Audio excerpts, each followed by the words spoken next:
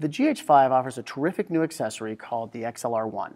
This adds channel 1 and channel 2 audio to the GH5 over XLR audio connectors, and it does it through the hot shoe. So before we put this on, you want to make sure the camera's turned off, just for safety's sake. It slides right into our hot shoe, like so.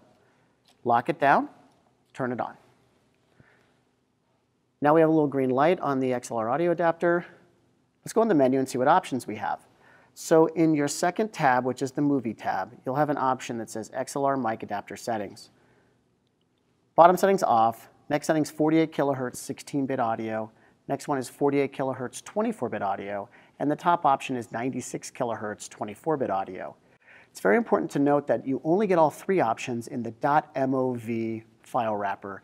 Otherwise, you're only going to get 16-bit 48 kilohertz audio. Now that we have that set, why don't we walk through some of the options on the XLR1. Obviously, here's channel 1, here's channel 2. We're going to put a microphone connection into channel 1 right here, and it's clicked in. Now we're going to turn this around. So the microphone that we're using is a mic that can be powered with something called phantom power or 48-volt power.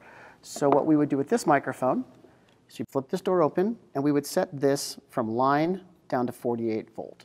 If you have a microphone that's powered on its own, you'd set it to mic. If you're hooking into an external mixer, you'd go to line.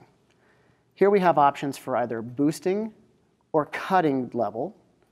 We have options to cut background noise from low hum sounds, like if you have an air conditioner running in the room. So you can set those cut points to either 16 hertz or 160 hertz. We also have our gain setting here. Now this is just for channel 1, because that's the channel we're using right now. Over here we have input 1. This means we're only using input 1, and it's going to populate input 1 into the left channel and right channel of the audio signal. If we're using both channels, we'd switch down, and that would give us channel 1 to like your left channel and channel 2 to your right. Over on the right side, we have our continuous gain. If you'd like to have that on, you just switch that to on. And then all those features are mirrored on the other side for channel 2. So again, your line versus phantom power options, your cut filter, and gain controls are right here. As you can see, the XLR1 gives you just about every option you could ever need for audio recording.